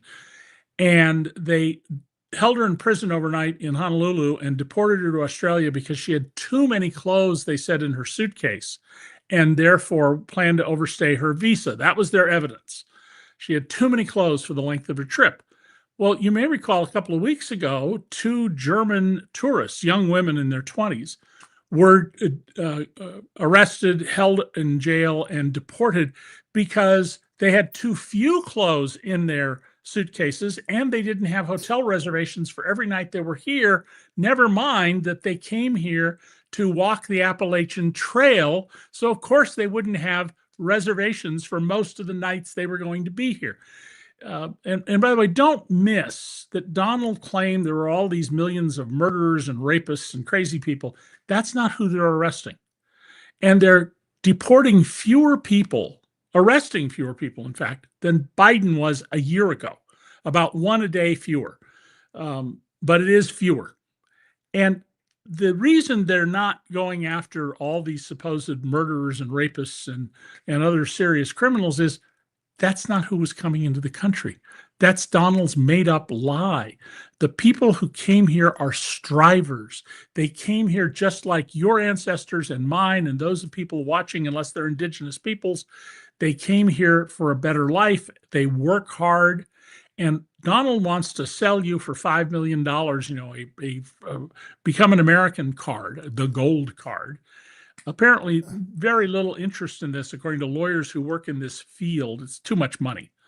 You'd have to be at least worth $50 million to justify $5 million, which may not get you anything at the end of the day, and they're certainly not going to give you back your $5 million. We had the story last, just before you came on, maybe about 50 minutes before you came on, I did the story about record numbers of Americans trying to get into England. Yes. And they've had a remarkable rush of Americans trying to get citizenship there. And that's, of course, the case also in Portugal and Costa Rica and around the world. In Norway, Canada, etc. And there are brokers out there now who will teach you, well, here's where you can move to and why and what it will cost you to go do it. A whole business created. I don't find that to be a satisfactory solution to what's going on. No, that's of course just running away. Yeah. And I think the comparison that a few people have written to me about saying, you need to not be like the Jews who didn't leave Europe when Hitler arose. This is not the same as that. There are parallels, but it's not the same. What people need to do is be citizens, stand up, push for what's right, reach out to lawmakers, get other people to vote. You can't just passively turn your government over to other people, or it won't be anything like what we've enjoyed for the last almost 250 years. I mean, it's true that this is a kind of mafia that has taken over government now. Yes. And Oh, yeah. I mean, Trump's clearly mobster-like. Trump is the head of is the third generation head of a 4-generation white collar crime family. They historically and in business, they steal from you not by breaking legs and burning down your building or breaking your windows. They do it through broken promises and contracts they don't intend to honor. Now that he's got these powers, it's very clear that ICE has been told they can manhandle people. They can go out in the streets in mufti without any identification. They can denigrate people. One of the consistent reports that's coming out about people who've been arrested is this humiliation of people that has been authorized. And now they have this bill that passed by the House, gone to the Senate, that federal judges basically cannot use contempt citations to enforce their orders. This is very important. This last thing that David said, David, you should that snuck into this big beautiful bill thing that they just passed in the House. Yeah, and it's in the middle of all this, Mark, in the middle of all this, the Republicans keep saying we're spending too much money, we can't afford these things, and yet they want to borrow trillions of dollars to help people like Elon Musk and Larry Ellison and Michael Bloomberg, although he doesn't support Trump, pay less in taxes. This is completely incoherent. But you know, the many people have been persuaded that if their boss doesn't get a tax cut, they will lose their job. And it doesn't matter that it's utter nonsense. And they also want to push all of this privatization. You know, Elon Musk has shut down all the folks who were investigating him for flagrant violation of his many federal contracts, not fulfilling the terms of his contracts. At the same time, they want to do even more of this. There is a proposal from Blackwater to build what I would call concentration camps, but camps to hold people they want to deport on military bases. And this administration has literally told the Supreme Court that they have the authority to deport American citizens. There's no way the U.S. Supreme Court is going to support that, but that doesn't mean they won't do it. And then their position, if they have, is, well, there's nothing we can do. You know, I mean, we took Mark Thompson and we put him in that death camp in El Salvador, and nothing we can do. I mean, what do you want us to invade the country to get him back? It's amazing how they're all powerful and then they're all weakness. Well, I've said it, sadly, David, I've said it repeatedly. He's not coming back. He is a cause celeb, reminds everyone of the mistake the administration made. And there's just, sadly, he's not, it's an abomination, but he's not coming back. I want to ask you about Ukraine and Russia and the change in that. I know go ahead. We'll do this one. Okay, real quick, if you would, just because the nature of that confrontation may have changed. And now even Trump is saying that Putin's gone absolutely crazy, et cetera. But the craziness, and that was prompted by the fact that missiles are landing in Ukraine in ways and in barrages that they hadn't prior in recent months. Could you speak to the change in this? Yeah. So first of all, if you study Russian military behavior all the way back to the czars, they've never paid any attention to the rules of war. Other people followed, which change over time, followed rules of war. The Russians don't do that. Russians have never seen anything wrong with bombing an obstetrics hospital or a school to kill children. And we're seeing that right now. Donald Trump, you'll recall, promised he would settle the war in one day. He said, I don't even have to be sworn in. I just have to win the election and I can settle this in one day. And Putin is showing, you know, what a fool he is on that. So Trump, when cornered, is feral. He's like a cornered animal, and he will reach out and strike out in whatever way is necessary. And if that means he has to support in some way helping Zelensky, he will do that if it's in his interests. How far he'll push that, I don't know, but he's been played brilliantly by Putin. Putin understands how to flatter Donald. In every negotiation I ever had with Donald, I always got what I wanted because I knew I would think about how to flatter him and make him forget, you know, how much he was angry at me about whatever. And then oh yeah, well, sure. No, yeah, I'll make that available, or I'll make that person available. Yeah. And so Trump is now in the problem he has is it's been 125, 30 days. he's gotten nowhere. It is showing how weak he is. And make no mistake, Donald Trump is weak. He puffs himself up, but he is weak. And he doesn't know what to do because he has no understanding of the historical, geopolitical, economic issues that are here. But I think you're going to see him distance himself from Putin, and Putin is going to step up to the extent he can the attacks. Now, his military is decimated. They're being forced to bring food and weapons to the front with donkey carts. And one of the Russian ministers actually said, well, armies have been using donkey carts since Roman times. Yeah, right. You talk about spin. Yeah. And so Trump has got to find some way to salvage his position, or he's exposed as the emperor who has no clothes to everyone. I don't know how he's going to do that, but he will do whatever he needs. And if that includes turning on Putin in a way he never has, he'll do that. And presumably at some point, Putin and his crowd will remind Trump of what they did in early 2017. Ambassador Kislyak sent an uncoded, that is insecure cable to Moscow that read carefully says, we've told Trump, hey, pal, don't mess with us because we got stuff on you. Wow. We don't know what it was or anything else, but it was a clear shot across Trump's bow to send a signal to him that they could make life unhappy for him. It's what's been hinted at for so long. I mean, because otherwise it's inexplicable, his allegiance to Putin. And we have no reason, no idea what it is the Russians have. My guess is it would be both financial and stupid remarks that he's made that they've got tape of, not the more gritty things some people would like to see.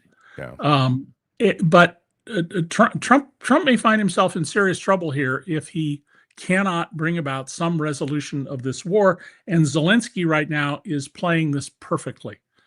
He's making all the right statements and moves. So Donald is sort of boxed in on both sides.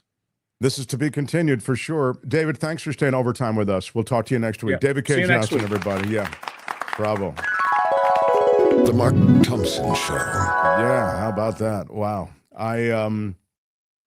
And I saw there is craziness in the chat, Kim. That Delwood Kelp dude. I'll tell you what I always liked about Delwood Kelp was the name. I always felt like it was a fake name and a good fake name. Yeah. But what he writes is pretty brutal. He does a lot of straw man stuff. Like, first of all, he's on this thing now where we talked about Donald Trump and him being at West Point, speaking before the graduates. This is a guy who skated from military service, concocted a completely phony military health reason, medical reason to get out of military service. And then you've seen him smear Gold Star families. You'll remember what he did with the Khan family there. They lost their son in battle, and there are myriad examples of this. Don't put the injured guys in wheelchairs in front, put them in back. It's a bad look. This is at a veterans event. Yeah. So we know kind of how tone deaf, to be polite, and how sort of grotesque Trump has been on so much of this stuff regarding the military. So we talked about a little bit of that. And this guy Kelp says, what's the military service of the host and the guest? I won't see that discussed regarding the draft and avoidance. Instead, focus on Trump's bone spurs. Well, that's a straw man argument, right? Right. You put something up that has nothing to do with it, right? You go, what about you? What is it? Right. Dude, I'm not president of the United States. I was going to say, are you the commander-in-chief of the military? No. And but I am the commander-in-chief of this show. Thank you very much. And Delwood, I've warned you before. I yellow carded you before. I gave you a timeout before. And now I am giving you a red card. And you're done. Bye-bye, and Delwood. Find a different show to sayonara, to harass. Good day, sir. Yeah, exactly. Sayonara. Where's my Sayonara, sucker. Yeah. Sorry, Del. But see you on down the road. Come on back under another pseudonym. And you know what? with a better I hate- attitude. what I don't like about that, and I feel that your rule is violated when you start trash talking guests and everything. He's a goner today. That's the way it is. But it's a bummer because I do like a dissenting opinion. I do like people who raise other ideas. And so it sucks because he's not able to do that anymore, but you start getting belligerent and nasty and you got to go. Yeah, again, I love the conversation if we can get a dynamic of back and forth. In fact, I'm talking to a guest right now, a potential guest about coming on, and I'm just trying to figure out whether it's going to be off the rails or if we can have a real conversation, you know. But when he starts with, again, the straw man arguments and making fun of the guest or going after the guest, you're done. And I've watched you for a while, and I've been resistant. But and I kind of let the last thing on this, I kind of let the chat take care of it. Like, you know, he's on the playground, and I thought the chatters would take care of it, and maybe they could have. But I think it's better for all of our sanity just to have him hit the road. So again, look, get another Gmail address and another fake name, and come back, and you can, you know, you can find a different way to participate. But for now, you're done. So, The Mark Thompson Show. Tuesdays, we visit with this guy who, he was one of the guys who helped us get this entire channel up and running. And for that reason, we always have a warm spot in our heart for a guy who does Photo Walks TV here on YouTube. He's our tech specialist. He wrote for USA Today as their tech journalist for a couple decades. He's Jefferson Graham, everybody. Hi, Jeff.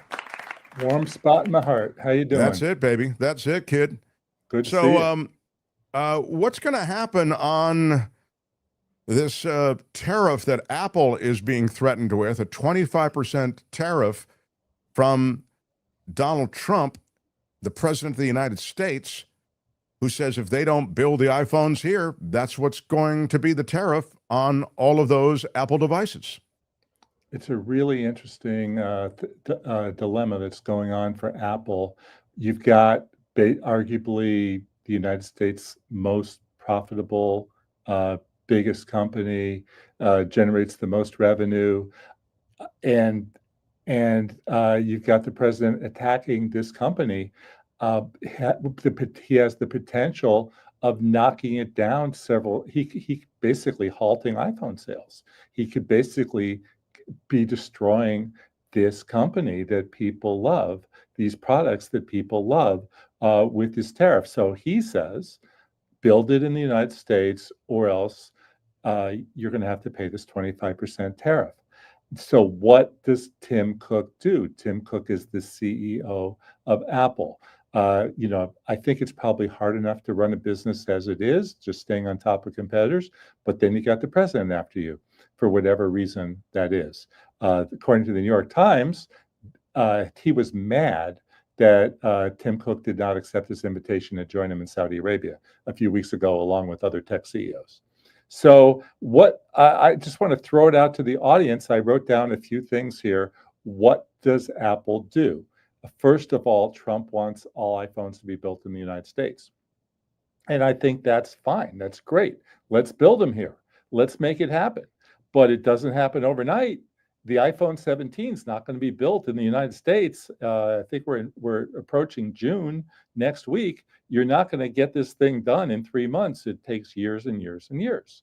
So, and if they do build it here in the United States, if that was actually able to happen, analysts say that the iPhone will cost anywhere from $1,500 to $3,500. And I don't think the American consumer is going to want to do that. So what are the options? One, stop selling the iPhone in the United States. I don't know that that's reasonable, but think about how bold that would be. Think about Tim Cook announcing that because of what's going on, we're just not going to sell the new product here. Oh, that's the most absurd suggestion that I've heard. But I know. I'm just throwing it out. You can throw it out to the garbage because it's a horrible suggestion. I'm surprised that you, a sophisticated man like yourself, would even make a suggestion like that. Why are you yelling? All right. So, no, I mean, I've told you before, I'm not done. Not done. Can you let him finish, sir? the market for iPhones, as you know, is not they're ubiquitous here in America. But if you go to Latin America, as I've shared with you, Jefferson Graham, I took pains to note specifically for you, my boyfriend for so long. I specifically noted how many, as I toured Latin America, iPhones did I find? Do you recall what I told you? I assume you saw a lot of Zero. I saw Zero. none. Everybody is on Android. So when you say pull iPhones from the U.S., it may be their biggest market. So they can't do that, Jeff. So hit me with a real suggestion. Give me a real suggestion, Jeff. Okay. I actually think China is the biggest market, but anyway. Okay. How dare you challenge me? How dare you? Why are you yelling? The best idea I read in the New York Times today, it came from Andrew Sorkin, who suggested that Apple say we are going to train people in the United States at our Texas facility on making iPhones with the goal of getting them assembled here. And with all the money that Apple has, I think they could do this. Now, maybe it's not going to become a reality, but they could start training people, which they say they can't even train people here, which of course we know they can. What do you think of that, Mark? I like it as a distraction play, like you're not really going to build them here, but the idea is that you're going to throw this guy Trump something just to get him off your back. Is that kind of the idea, is what you're saying? That's the idea, because everybody says it would take 5 to 10 years to build these factories. And then the other thing is, I love my phone. I've loved my phone since 2007. I plan on using it for many, many more years. But some people think that phones are eventually going to go away, whether that be 5 years, whether that be 10 years, whether that be 15 years, replaced by silly glasses. I don't subscribe to that theory. Alexander Graham Bell had a cool thing going, and we're still using it. And I think we'll still be using it 15 years from now. But what do I know? I could be wrong. Well, speaking of you being wrong, and Steve agrees with you, I thought China was Apple's biggest market. I said America's Apple's biggest market. You'll appreciate this. The Google that we just checked. Where is the Google? Google it. Yes. The largest market for iPhones is the United States, everyone. Thank you very much. I'll take my prize off the air. Okay. There it is. Apple sells 225 million iPhones a year. What's our population? 350? Yeah. Something like that. So there's a lot of international sales going on as well. Yeah, of course, but I mean, you don't want to lose this market, right? I mean, just to be no, of course serious not. about it, I just throw it out. But I mean, can he come out and actually say something? Can he say this is wrong? We disagree with what he's doing. We're going to take a stand. Are you allowed to actually, in this world, in 2025, to actually say words and use them? You can't speak back to the Mad King. I will say this, and it was pointed out by someone in the chat. Apple was one of those companies, Tim Cook, there at the inauguration, who paid homage to the president with $1 million donation to his inaugural fund. A lot of that inaugural money ended up, in Trump coffers. And so there you go. It didn't buy them any peace in the end, did it? No. Yeah. So this is fascinating because, their stock price, I think, is already off 25%. So this is of great concern. No, and if they do the 25% tariff, then the new iPhones are going to be $1,200, $1,300 instead of $1,000. And what's that going to do to their sales? Exactly. It's an interesting question because when you look at the other products that are sold in this country, like Androids, where are they made? They're made in the same place, Shenzhen, China. Exactly. So, why is Apple getting, Well, pulled Trump over? said he's going to tariff Samsung and Google as well. Yeah. He loves those tariffs. Yeah, he loves those tariffs. He loves those tariffs. Uh, You know what I would do if I were Tim Cook? I'd retire tomorrow. Say, I don't need this. Ooh, it's a wild idea, but it just might work. Yeah. Gosh, it's a pretty crazy time to be running any of these tech companies.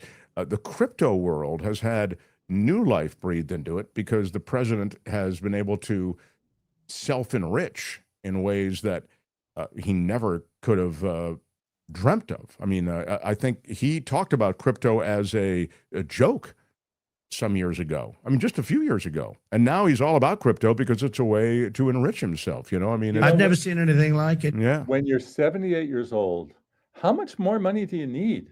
Well, What's he going to do with it? I'd tell Trump to put federal money where his mouth is, says Amy B., to help build these factories in the U.S. It's not even a question of the factories, although that's certainly a consideration. It's a question of working at the factories to honor the wages of factory workers in the U.S. You're going to be, as Jeff has noted, paying an immense amount of money for these devices because there's no way to, at Foxconn, they're working for what, $3 to $5 an hour, and they live at the factory in a dorm. I mean, there's Who's no gonna do that? American Who's that's going to gonna do do that. Yeah. Right. And they're going to, here they're going to be paid $20 to $30 an hour. So it's a, I mean, Randy notes there's something like 450,000 open manufacturing jobs in the U.S. already. There's a problem staffing a lot of these factories. And, I put slaughterhouses in the same category. A lot of this is where you find people who are in the country illegally, who are just trying to feed their family. They're ready to do those jobs that Americans just don't want to do. And building iPhones is one of them. This is a fascinating... Yeah, I don't know how Amazon does with getting warehouse workers. I don't know if it's a problem, but it's the same kind of mind-numbing, awful work that most people don't want to do, right? Yeah. Yeah, that's a great point. Also, the other thing about the Chinese is they have smaller hands, and they have an easier time screwing in those little screws. Wow. That's an odd fact, but I guess it...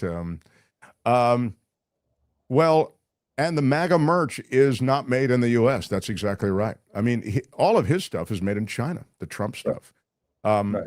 So I think it's a lofty goal to bring manufacturing back. I don't think it'll happen, but I think it's a great thing to watch. But Apple could do something.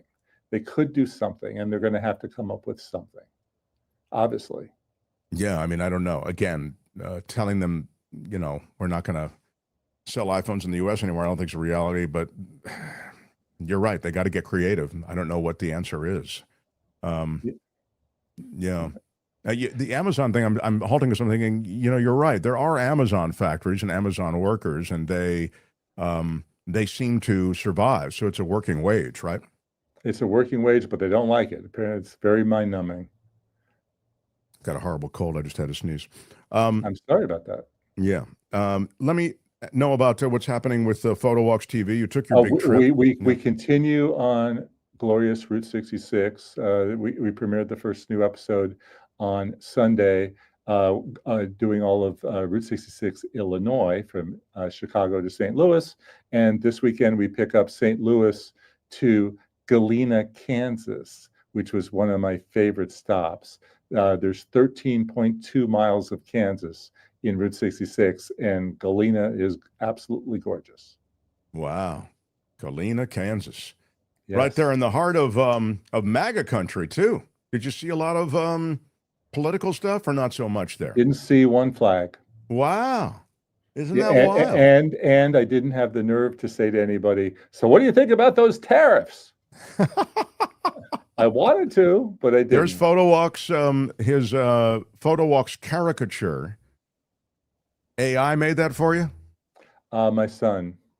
How about that? Is that great? Love it. Would your son be at all interested in working in an iPhone factory? He seems to have some talent. He would not. He would not. All right. Had to ask. Yeah. You can find Jefferson Graham with Photo Walks TV. His terrific YouTube series can be found there. And he is generous enough to pop in every Tuesday with outrageous suggestions here and tech stuff of one sort. Look at that. That's a great, your son is a talented guy. He is. Yeah. He should really reconsider the Apple thing. All right. Let's talk again. We'll see you next week. Jefferson Graham, everybody. The Mark Thompson Show. Have we kicked anybody else out of the chat, Kim, or is everything quiet?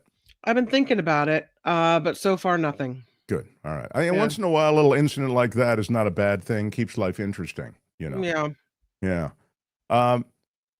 Kim, we plan a show with so much, and we have to throw a lot out. We can't get to everything. But there's something I really do want to get to.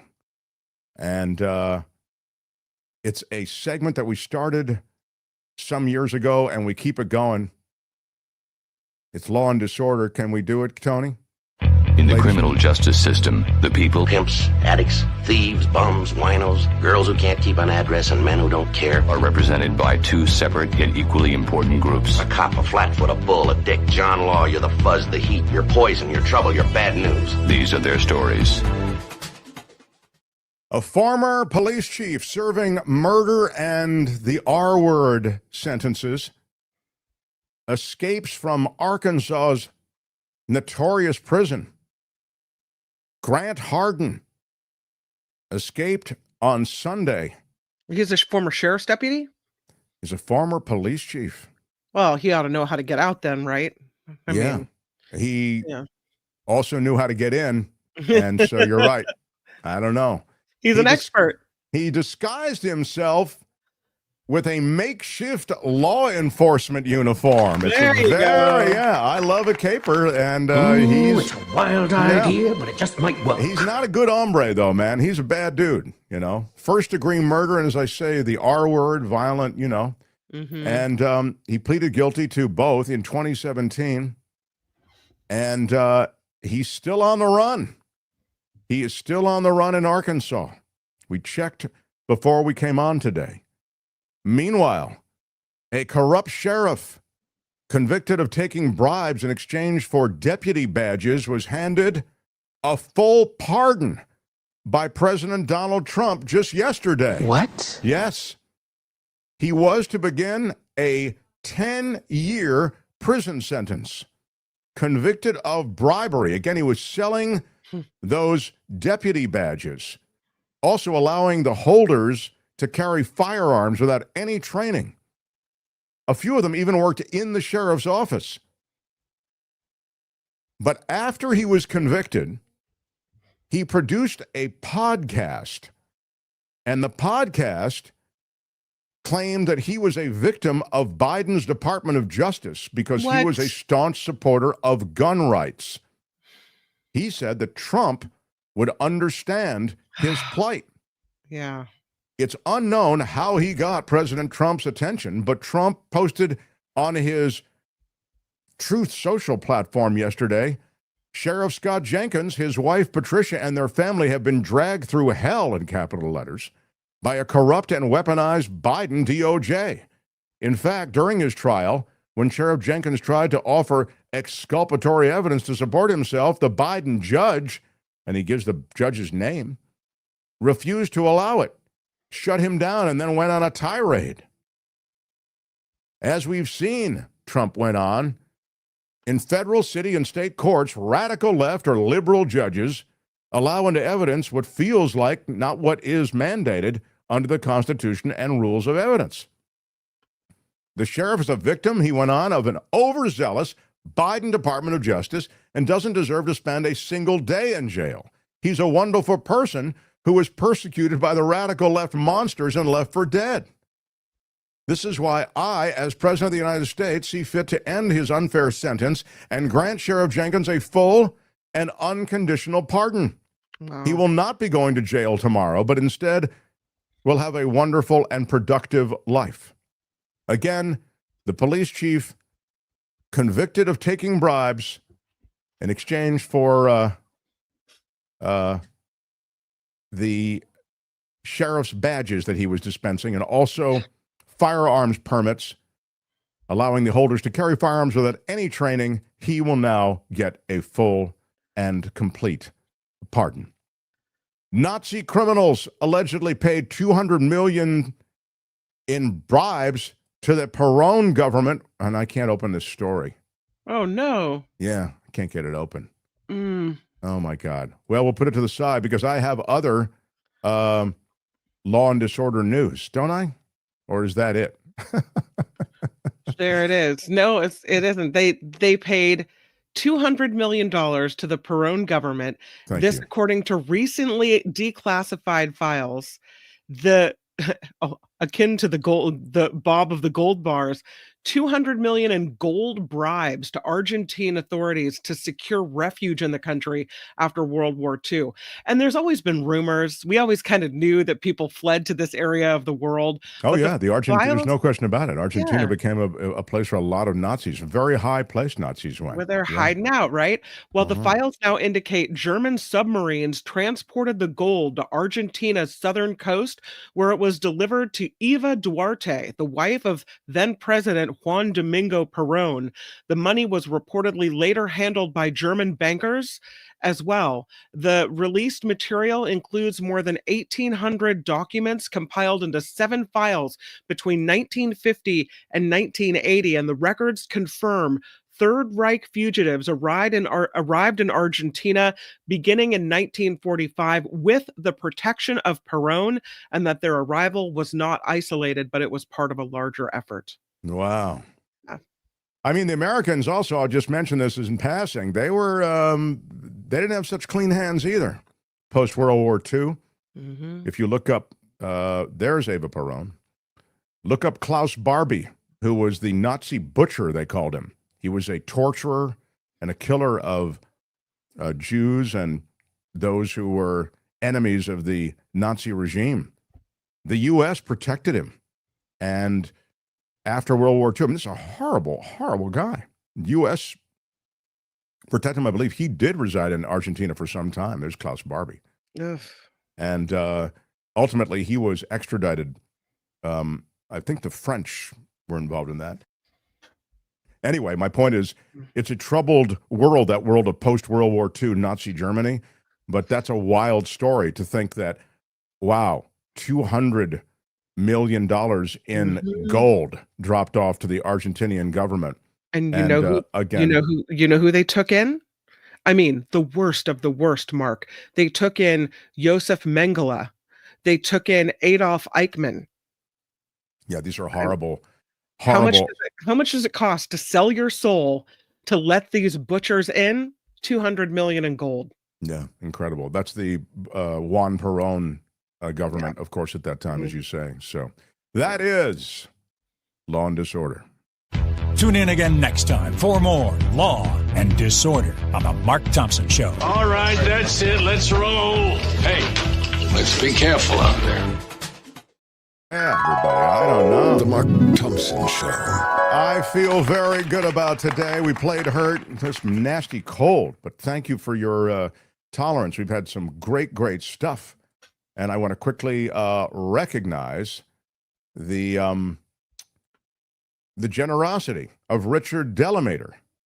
Richard, I believe, is I want to say he's like a regular supporter of the show in a big, big way for a long, long time. I was going to say an OG.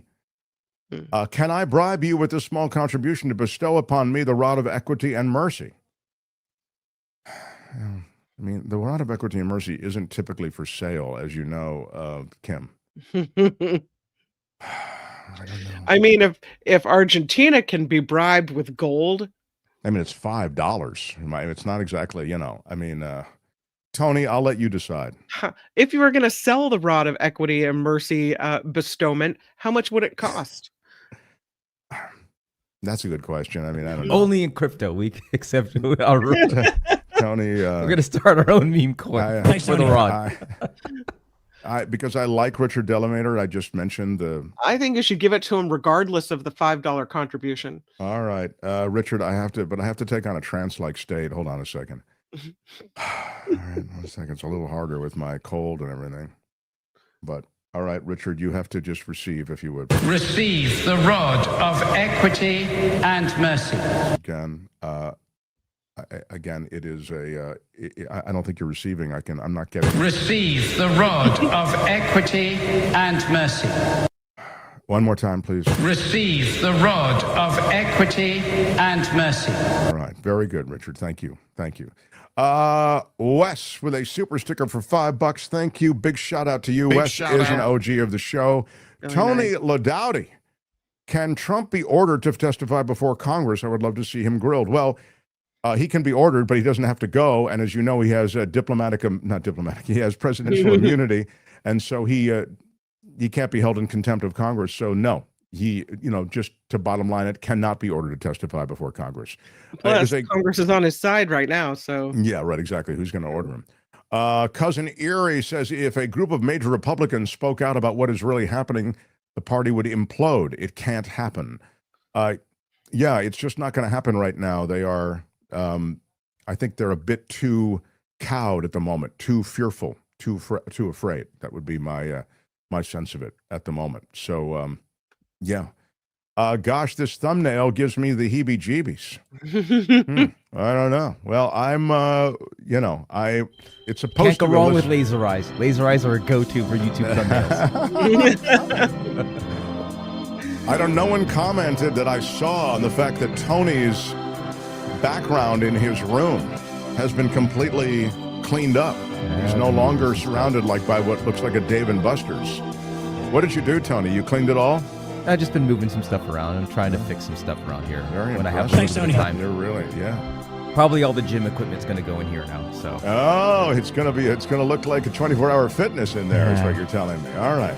People don't realize this, but Tony is jacked, and he is not like I used to be. I'm small now compared to what I used to be. I know. I feel you, brother. I used to be. You have an 8-pack, Tony? You have an 8-pack? No. It's the, no. Never. I was never cut. Never. That is Shadow, not. if you would, please. I'm Shadow Stevens for the Mark Thompson Show. Bye-bye. Thank you, everybody. Tomorrow. Out of time. Bye-bye. Rothman and more. Until then, bye-bye.